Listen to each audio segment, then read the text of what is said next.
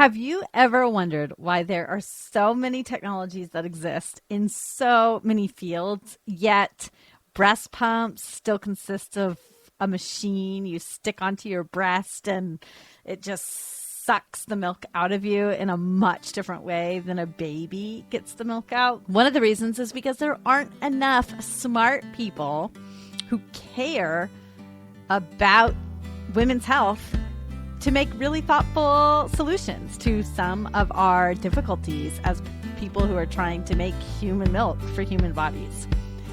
So today you will be hearing from my guest, Ashley Mooneyham, who is working to add to the conversation and to create a product that could be helpful for people who are pumping. I've had a few guests over almost 200 episodes who have invented a product that is meant to help with breastfeeding or pumping. And what I love about these conversations is not that I think another product on the market is going to be the magic bullet that will help all people to be able to feed their babies human milk in the way that they wish, but rather that there are more really smart people who have themselves experienced difficulties while feeding their babies, who are now using their expertise, their training, and their time that they have to devote to changing the world, to improving things for themselves and other women. And Ashley is no exception. Okay, so we are back with Ashley on the Milk Making Minutes. You told your personal story of breastfeeding and pumping and having a pretty frustrating experience trying to provide breast milk for your baby once you went back to work at about 8 weeks. Yeah, So, thank you. Thank you for the opportunity to be here and to share a little bit about my journey and then also how that led to the origin of the company I founded, which is Mommy's Solutions, to hopefully make future moms' pumping journeys a little easier. Um, if you wouldn't mind me taking a minute to summarize my of journey in case course. people are coming to this episode first. I became a new mom in April of 2021, and I was lucky that I didn't have any trouble nursing my baby infant. But when I went back to work at 8 weeks, despite knowing I had enough breast milk for my daughter, I was unable to pump sufficient volumes of milk for her while I was away from her at work. And that forced me to introduce formula sooner than intended and really surprised and frustrated me because I felt like the technology available was failing me. I do have a scientific background. I have a PhD in the biomedical sciences. So part of that inspired me to go looking into literature for solutions and what studies were available to tell me how to improve the breast pump experience. And I was really pleasantly surprised to see that there are studies available that show if you add warmth during the pumping experience or positive pressure or massage during the pumping experience, those key elements of warmth and pressure, in addition to the suction, actually help women collect greater volumes of milk, breast milk in less time. So that was exciting, but when I tried to implement it myself, it felt so cumbersome. You know, Mhm. using a breast pump is already so cumbersome for women. You don't want to also be microwaving compresses and holding them and then trying to also introduce hand massage techniques. The whole point of a pumping bra is hands-free pumping, and that kind of eliminated that process for me. So even though I did see some positive results in introducing warmth and pressure, it was hard for me to sustain. And that's where the idea for our pump enhancing bra came to life.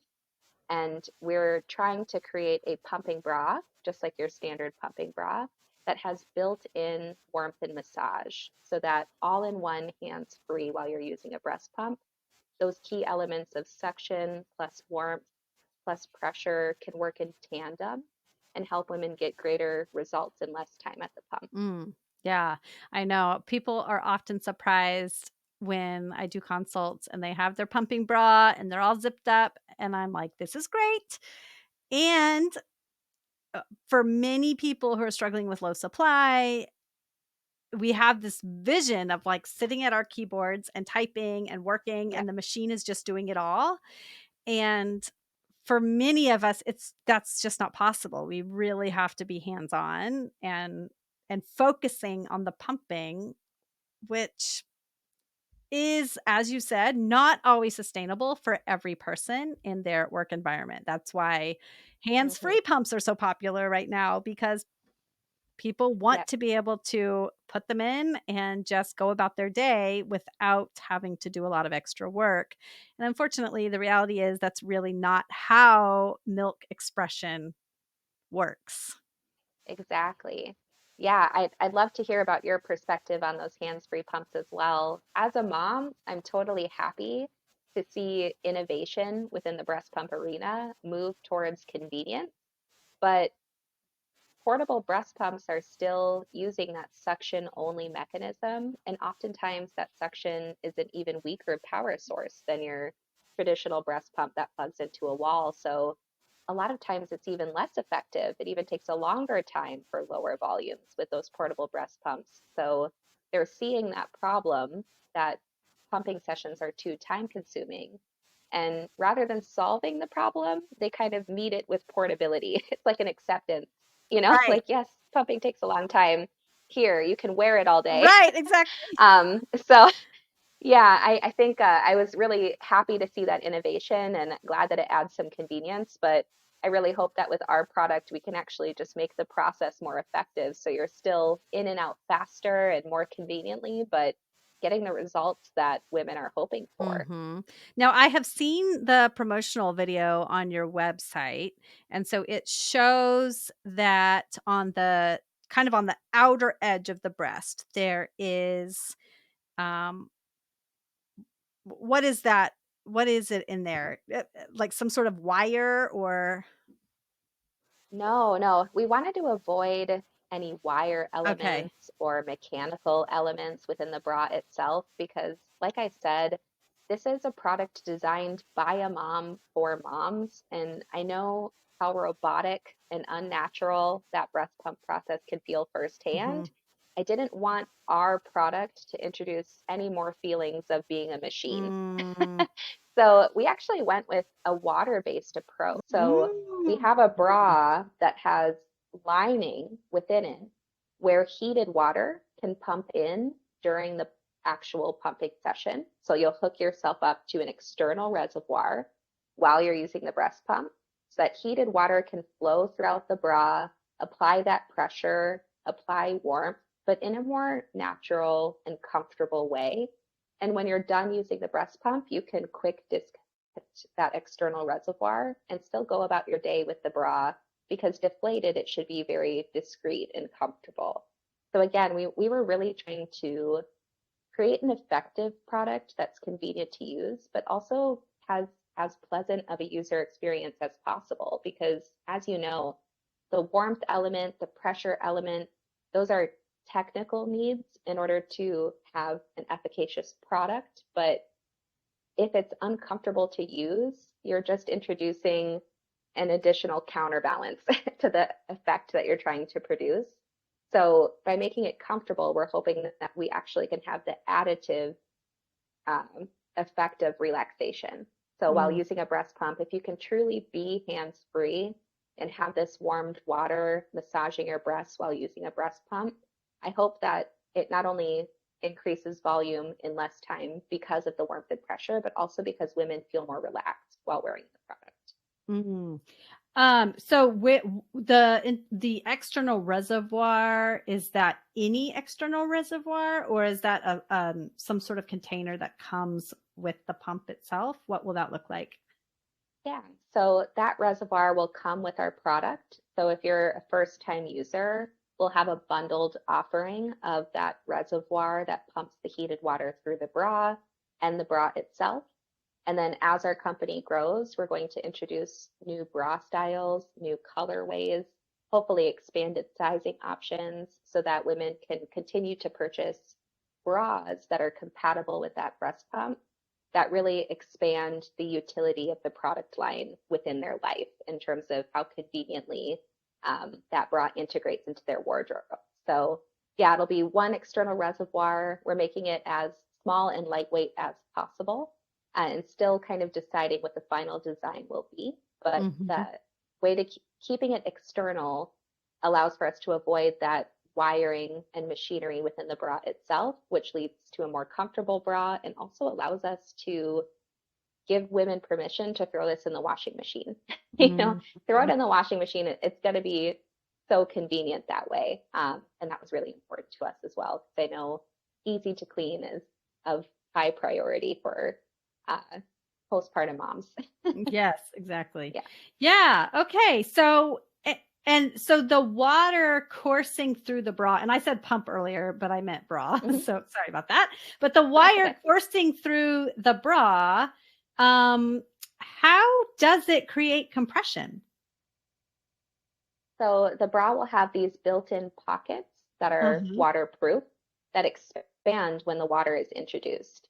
And the idea would Mm, be the external fabric of the bra kind of remains more rigid. solid. Yeah, Uh-huh. more rigid. I don't want to use any term that would communicate any discomfort, but Right. the permissive side of the fabric, the more flexible side of the fabric, is facing the women's breast tissue. So as that Okay. water pumps in and fills that internal seam or pocket, Mm-hmm. it'll inflate and add pressure to the breast and do that in kind of a compressive and repetitive motion. So you've got that massaging feature. Okay. And it's on the outside of the breast or it goes all around? Yeah, so I think because a lot of women, when they wear a pumping bra, they have cleavage, their breasts Mhm. come together. It's hard for us to access the base of that breast tissue in the center of the bra and would add a lot of bulk that wouldn't make the wearability of the product very usable. So we focused on the outer breast tissue, but making sure that the inflation pattern when the water is pumped throughout goes from outward in. So you're really encouraging that milk release from the base of the breast through the nipple. And the encouraging thing about the scientific studies that are available supporting this project is the studies that evaluate heat on the breast as well as massage on the breast. They're only massaging a portion of the breast at a time and proving that it has a great impact on volume of output and reduction of time at the pump.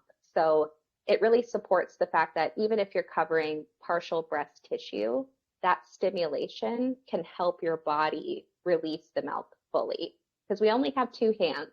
So even if we were doing it ourselves, you're only covering a small portion of the tissue at a time.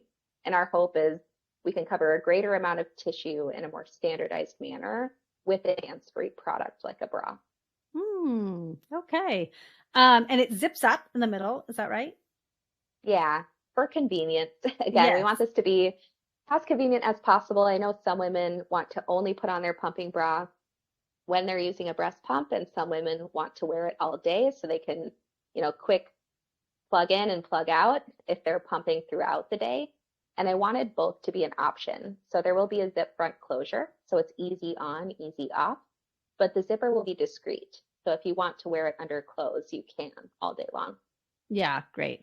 And then there are holes in the front to insert the phalanges. Absolutely. Yep. So it should be compatible with all standard breast pumps. Initially, we are going to work on a future product that we hope to be compatible with the portable breast pumps. But obviously, that's a different physical product. So it would have to be a different bra design at that moment in time. So, at least initially, we're launching with that standard breast pump, which today most women are still relying on for the Hmm. majority of their breast milk collection or effective breast milk collection, especially women that are struggling to collect breast milk, definitely are going to get better results with that standard breast pump. So that's how we're leading. And then we hope to follow by kind of integrating into those more modern pump offerings. Awesome. That's great. And when do you expect to actually have a product that people can buy and try out? Yeah, so we are so excited and grateful that we were recently given a grant from the National Institutes of Health to pursue research and development for this product. And we are actively in research and development and intending to work through research and development towards a commercial product throughout 2024 with that funding, with the hopes of launching in early 2025. So if this is something that you're listening to, that you're interested in, the best way you can support us at this time would be following us on socials. We have LinkedIn, Facebook, Instagram. We don't post every day, so don't worry about being overwhelmed, but just kind of staying in the know, supporting the need for this product and helping us get to product launch with that support. Great. And do you have a, what is the term for a product that isn't the final product, but it's a, what's Like that a called? beta test? Yeah. Yeah. Do you have some sort of beta test that you're going to be able to use this time around with your baby? Yeah, isn't that fun? That was unintentional, but yes, I feel so grateful that by the time my baby boy is due in May, we should have a functional prototype that I can be the first to test. It might not be the prettiest prototype, so I'm glad that I can be the first woman to don the product and make sure it's on the right road towards where we want to go. And then as we create a more sophisticated product, we are going to be bringing in volunteer women first for just usability testing, not even wearing the bra, determining efficacy, just seeing if they think the product is usable. So putting it on a mannequin and operating the features, making sure that we're creating as user-friendly a product as possible. And then we'll take that information, kind of optimize from there. And hopefully by the end of 2024, we would have prototypes available for user testing if women want to see if this could help them improve their breast pump journey as well. So that's another way where if the timing aligns and you're using a breast pump and want the experience to be better, even if it's going well for you, if you're collecting enough milk in 10 minutes, great. But what if that could be 5? And what if you could have warmed and massaged breasts while using a breast pump? That's pretty nice for Minnesota. So Right. yeah, I think at any point, follow along our journey and we'll keep you posted on how you can help and what stage we're at. That's great. So if people follow you, which it's Mom Ease, and I'll have everything linked in the show notes, but if people follow you, there could be a possibility to sign up to be a tester of the product at some Yeah, point along the way before it launches. absolutely. We are looking for that early adopter consumer research to make sure by the time that we're launching the product, it's as perfect as possible and it's going to help as many women as possible.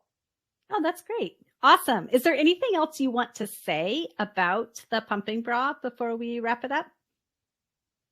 I would just say early on when I created the company, the first thing I did was customer discovery research. So I put out a survey just over social media asking women, what are your major pain points with the breast pump? And I'm sure listeners of your podcast won't be surprised to hear that we got 1,200 responses in 24 hours. And I Mm. think just the volume of response speaks to women's desperation for a better solution in this arena. And 97% of responders reported some pain point with the breast pump. Imagine that being an acceptable dissatisfaction rate for a technology that's so important. So it's really clear that we're behind. I think that the way to catch up in women's health as a whole, but especially things like breastfeeding, nursing, postpartum experience, we do need more women-led companies, women Mm. entrepreneurs, mother entrepreneurs. So I just feel grateful that I've been able to start this journey and receive funding from the NIH to pursue this because it is so important and it's a shame that women's health is so far behind. So Mm. I'm excited to see the tides turning. I'm excited to see so many companies geared towards women and the postpartum experience succeeding. I think that that's great validation for the fact that women, are looking to be cared for and to have solutions that work for them and make this process more convenient wherever possible. And I hope to be a part of that with Mommy Solutions. Mm. Have you read Kimberly Seals Aller's book, The Big Letdown? No, but I can put it on my list. Yes, you definitely should, because Yeah. a lot of what is in the book talks about this very concept. And one of the things she mentions in her book is the phrase that always has stuck with me is, we put a man on the moon in the 60s, yet the technology that we have for removing milk from our bodies to feed all the human babies whose parents are working is basically the same as it was in World War II. 30 years ago. Yeah. Right. Or more. Or more. Yeah. I actually have, for anyone who watches on YouTube, I have like an old model of a breast pump. Can you see this? And it literally is just like a glass funnel and a tube, and you squeeze it and it compresses milk out, which, technology has advanced some since then, but it's the same basic mechanism. And the fact that there have not been enough people putting their time and energy and education into making a better way for people to extract milk from their bodies is criminal. I just can't believe that there has been so little innovation. So I've had the privilege on this podcast to speak to at least I've actually spoken to 3 other women who are creating businesses trying to make pumping more effective. And I just love it. I love that there are so many people putting their training and education into creating solutions. And maybe the same solution won't work for every person, but if there are a variety of solutions for people to go to try to improve their pumping experience, I'm all for it. Exactly. That's why we need a variety. That's why we need multiple people pursuing this and multiple ideas. So yeah, I'm with you 100%. I think we're way behind the ball, especially as women are achieving equality in the workforce. We're just way behind the ball on that remote breast milk provision. And even mothers that choose to stay at home or want to stay at home or do stay at home, they could use a more convenient pumping process too, for shared feeding, for storing breast milk, to get their lives back. It's so all consuming for women, and there are so many opportunities for improvement there. Yes, absolutely. Well, thank you for putting your time and energy into this solution. I know that it must not be easy to be founding a company and pursuing all the grants and doing all the research in addition to being a mom and also working in, your full-time job. I don't know if you fully transitioned yet to the new company or not, but I'm sure at some point you were doubling up if you haven't already. So I thank you so much for trying to innovate in this area. Of course. And I will say the thing that makes it easiest is the fact that so many women support it.